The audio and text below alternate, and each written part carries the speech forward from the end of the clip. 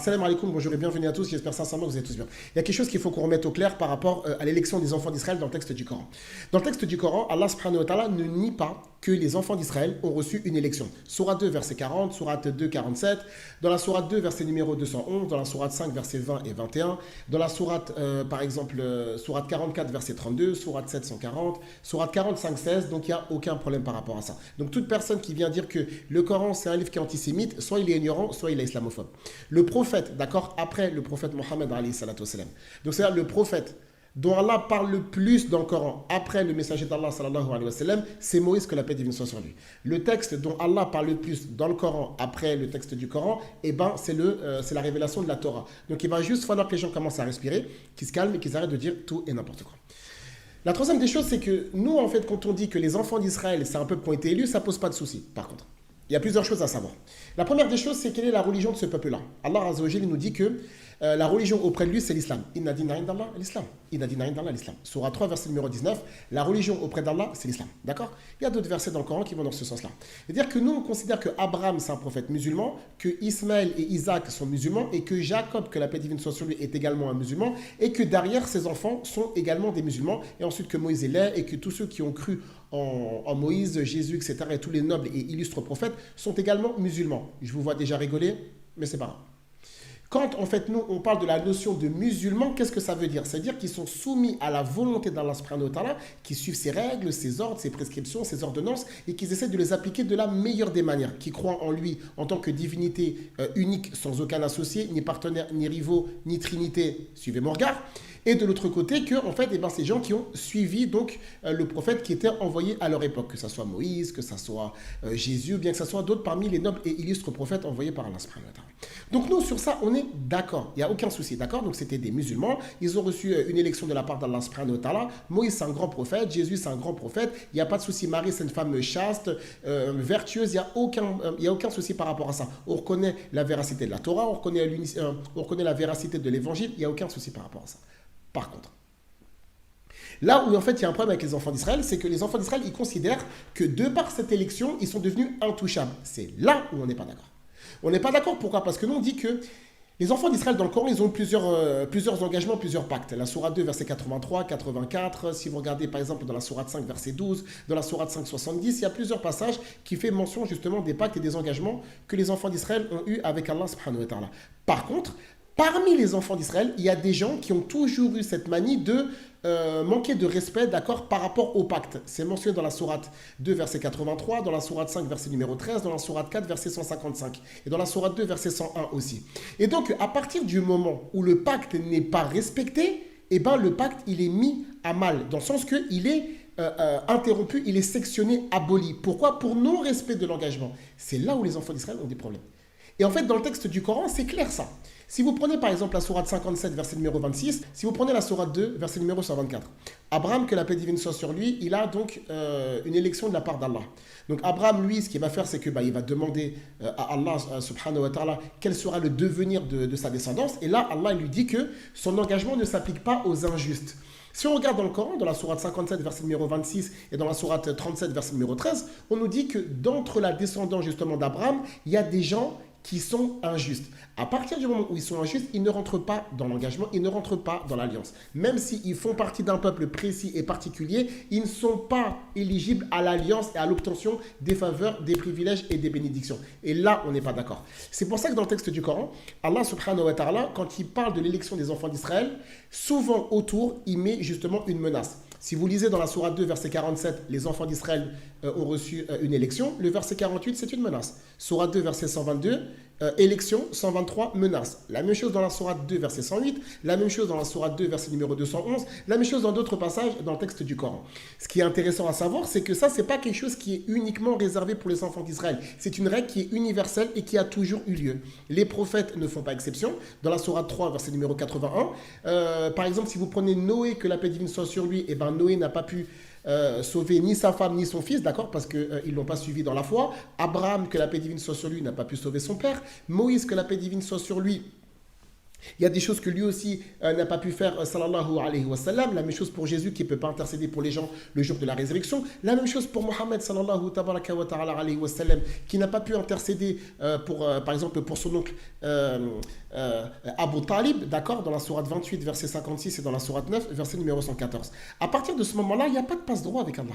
Ça veut dire que si Allah, subhanahu wa ta'ala, il y a des fois où il a repris son messager de la sourate 9, de la sourate 80, il a aussi des fois menacé, d'accord, les femmes du prophète sallallahu alayhi wa sallam dans la sourate 33, dans la sourate 66, les compagnons aussi, d'accord, dans des versets dans le texte du Coran. Allah azza wa jal ne fait, d'accord, de passe-droit pour personne. Il y a des règles, celui qui respecte la règle, il a la bénédiction, celui qui ne la respecte pas ne l'a plus. Tout simplement, en fait, c'est pas une question d'être antisémite ou bien de dire c'est qu'on dit non, non, non, non, non. Quand on dit que ça c'est pour les enfants d'Israël, c'est valable pour notre communauté aussi. Allah dans le texte du Coran, il nous dit que si on est les croyants, c'est nous qui sommes les plus hauts. Dans la sourate 3, verset 139, Allah dit subhanahu wa ta'ala que la communauté du messager d'Allah sallallahu alayhi wa sallam, c'est la meilleure des communautés qui a été sortie pour les gens. Dans la sourate 3, verset numéro 110, Allah azza wa jalla subhanahu wa ta'ala ne tarit pas d'éloges, d'accord, pour cette communauté. Par contre, si vous lisez par exemple dans la sourate 47, verset 38, la sourate 5, verset 54, Allah subhanahu wa ta'ala nous dit que si jamais on ne respecte pas ce qui nous est demandé, il va nous faire changer par un autre peuple. Tout simplement. La même chose pour les femmes du prophète sallallahu alayhi wa sallam, dans la sourate 66, verset numéro 4, verset numéro 5. Allah subhanahu wa ta'ala, il dit justement que si jamais elles sont répudiées par son prophète, Allah azza wa jalla va lui donner des meilleures épouses. Parce que c'est comme ça. Ça veut dire à partir du moment où tu respectes les engagements, il n'y a pas de souci, tu es toujours dans l'alliance. Si tu ne les respectes pas, c'est fini. C'est pour ça que si vous prenez par exemple dans le texte coranique, Allah subhanahu wa ta'ala, dans la sourate 14, verset numéro 7, il explique justement, et ça c'est par rapport au contexte des enfants d'Israël, que si jamais ils sont reconnaissants à l'égard des bienfaits d'Allah, eh ben, ils auront davantage de bienfaits. Si jamais ils ne respectent pas, eh ben, le châtiment d'Allah, il est terrible, subhanahu wa ta'ala. Mais la même chose pour nous, dans la sourate 5, verset numéro 7, Allah, subhanahu wa ta'ala, quand il parle de l'engagement qu'il a avec nous, il nous, se dit que il nous met sous pression, dans le sens que vous avez des engagements, honorez-les. C'est la raison pour laquelle, ce que les enfants d'Israël ne comprennent pas, c'est qu'il va falloir à un moment donné comprendre que l'élection, ça ne veut pas dire de faire ce qu'on veut. C'est pas parce qu'on a une élection, qu'on a des mérites et des grâces, qu'on peut faire ce qu'on veut. Parce que d'entre le peuple des enfants d'Israël, il y a des gens qui pensaient qu'ils n'allaient pas en fait avoir de dommages collatéraux. Dans la sourate 5, verset 71, dans la sourate 7, verset numéro 168, il y a des personnes qui pensaient qu'ils allaient passer entre les mailles du filet. C'est pour ça qu'Allah Azza wa Jal, il blâme justement ce comportement dans la sourate 7, verset 99 et 100. Nul n'est à l'abri. Est-ce que vous comprenez? Nul n'est à l'abri. Alors bien évidemment qu'on ne nie pas d'entre les enfants d'Israël, il y a des gens qui ont été remarquables, qui ont eu des très bons comportements. Si vous prenez la sourate 7, verset numéro 168, la sourate 5, verset numéro 66, la sourate 32, verset numéro 23, il n'y a aucun problème par rapport à ça. La sourate 2, 62, la sourate 5, verset numéro 69, on sait qu'il y a des gens qui ont suivi Moïse, que la paix divine soit sur lui, qui sont des croyants pieux, sincères et vertueux, et c'est des gens qui sont parmi les gens du paradis. Pourquoi? Parce que dans le texte du Coran, si jamais tu suis le prophète en ton temps, eh ben tu vas au paradis avec la permission d'Allah subhanahu wa ta'ala.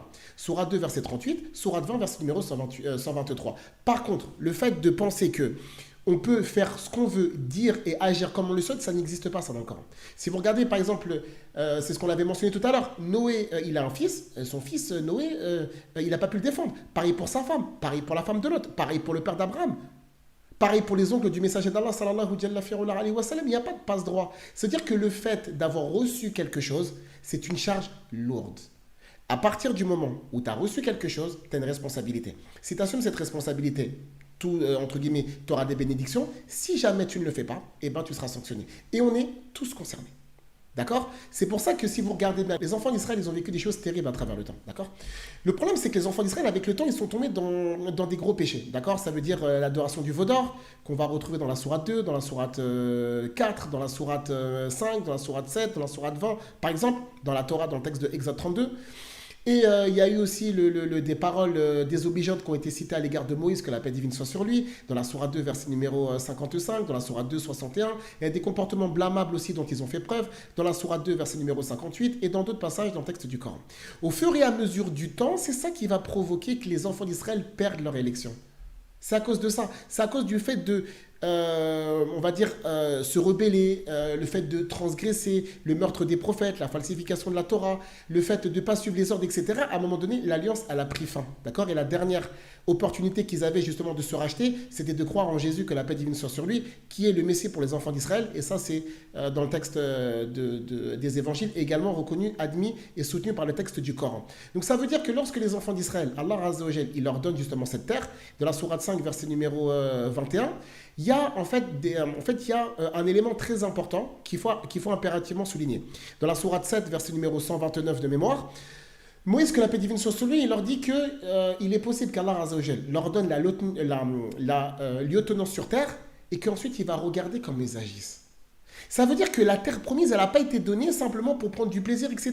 Pas du tout. Si vous regardez par exemple dans la sourate 2, verset numéro 58, Allah subhanahu wa ta'ala, quand il leur a dit de rentrer, il leur a dit qu'ils peuvent manger où ils veulent, etc. Tout ça. Mais par contre, ça ne veut pas dire qu'ils peuvent faire tout et n'importe quoi. Si vous regardez bien, Adam, que la paix divine soit sur lui, il était au paradis. Et pourtant, Adam, il a transgressé, il a été sorti. Et le paradis, c'est plus noble que la terre promise pour les enfants d'Israël. C'est-à-dire qu'il n'y a pas de passe-droit. Si Adam, que la paix divine soit sur lui, qui a reçu énormément de grâce de la part d'Allah subhanahu wa ta'ala. C'est-à-dire que c'est le premier homme qui a été créé. Allah subhanahu wa ta'ala, il lui a pris les noms de toutes choses. Il a créé son épouse à partir de sa côte. Il a fait prosterner les anges devant lui, etc. Pourtant, il a transgressé une fois. Il était sorti du paradis pour une transgression unique. Alors que dire de ceux qui tuent des prophètes ou falsifient les textes ou se rebellent et transgressent à maintes et maintes reprises les lois divines. Et ça, c'est même mentionné dans la Torah. C'est pour ça qu'il y a beaucoup de personnes qui se plaignent en disant que le Coran a dit, effectivement, parce que vous êtes des gros ignorants qui ne connaissent ni le texte de la Torah, ni les évangiles, ni les actes des apôtres, ni le texte biblique dans son intégralité. C'est la raison pour laquelle vous êtes en train de crier, vous vous offusquez, parce que vous ne connaissez pas la Bible. Toute personne qui connaît le texte biblique, si vous écoutez les rabbins, les prises de position qu'ils ont, vous allez voir qu'ils admettent et qu'ils reconnaissent tout simplement que c'est vrai que le peuple d'Israël, au fur et à mesure du temps, ils ont fait tout et n'importe quoi. Mais ça, c'est connu, ça. N'importe quel religieux, n'importe quel étudiant, ne serait-ce qu'une personne qui arrive à tourner quelques pages de la Torah, va le voir. Mais en fait, tous les fanatiques, les ignorants et les islamophobes, ils s'énervent, ils commencent à crier à l'antisémitisme, etc., l'islamisme, parce qu'ils connaissent rien à rien. Est-ce que vous êtes en train de comprendre ce que je dis? C'est pas du tout de l'antisémitisme ou quoi que ce soit. Pas du tout, c'est un fait historico-religieux. Point. Maintenant, ce qui se passe, c'est quoi? C'est que cette terre-là a été donnée sous condition, à condition qu'on respecte les règles. À partir du moment où tu ne les respectes pas, c'est terminé. C'est pour ça qu'une fois que Jésus, que la paix divine soit sur lui, qui est le Messie pour les enfants d'Israël, dans la sourate 3, verset 49, dans la sourate 4, 172, dans la sourate 5, verset 79, sourate 5, 75 par exemple. Jésus, il vient, d'accord? Il vient pour confirmer la Torah. Il ne vient pas pour l'abolir. Jésus vient pour confirmer la Torah. La sourate 3, 50, la sourate 5, verset 46, par exemple. Jésus, il vient pour confirmer la Torah avec l'évangile. L'évangile, c'est un texte dont Allah parle 11 fois dans le texte du Coran, d'accord?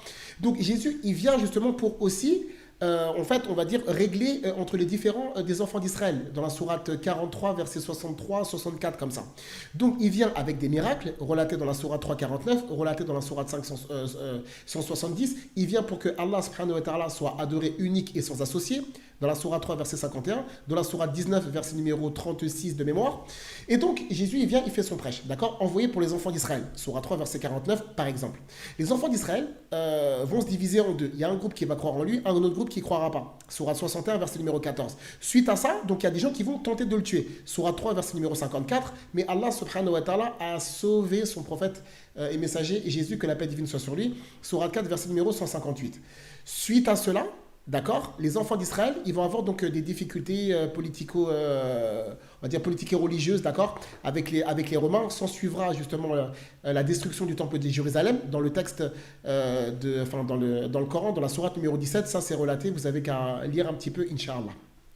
Et donc, ensuite, ce qui va se passer, c'est que les enfants d'Israël, ils vont être en fait répartis un petit peu partout dans le monde. Ça, c'est un fait qui a été aussi relaté dans la sourate 7, verset numéro 168, d'accord, par rapport à la répartition des enfants d'Israël sur terre. C'est des choses qui sont bibliques aussi. Et là, en fait, le prophète Mohammed sallallahu alayhi wa sallam, il va être envoyé. Selon nous, les musulmans, Mohammed alayhi salatu wa sallam, lui, en fait, il était donc prophétisé dans les textes des anciens, d'accord? Dans la sourate 7, verset numéro 157, dans la sourate 26, verset numéro 197, par exemple. Et nous, on considère que les autorités de l'époque étaient au courant de cela. Sourate 2, verset 146, sourate 6, verset 120, sourate 26, 197.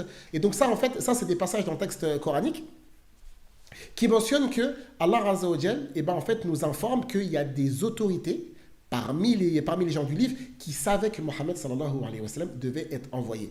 À partir du moment où les enfants d'Israël ont en fait transgressé à plusieurs reprises, et bien en fait il y a ce qu'on appelle changement de nation, changement de main. L'élection, la prophétie, la révélation, les lois, les ordonnances, etc. vont changer de main. Et là ça va être envoyé chez les Arabes avec l'intermédiaire du prophète Mohammed sallallahu alayhi wa sallam. On va s'arrêter là pour la partie numéro 1. On reviendra Inch'Allah pour la partie numéro 2 en espérant que ça vous a apporté certaines précisions et des choses en plus avec la permission d'Allah. Fa subhanaka Allahumma wa bihamdik ashhadu an la ilaha illa ant astaghfiruka wa atubu ilayk. Allah subhanahu wa ta'ala a'la wa a'lam wa billahi tawfiq. Assalamu alaykum wa rahmatullahi wa barakatuh.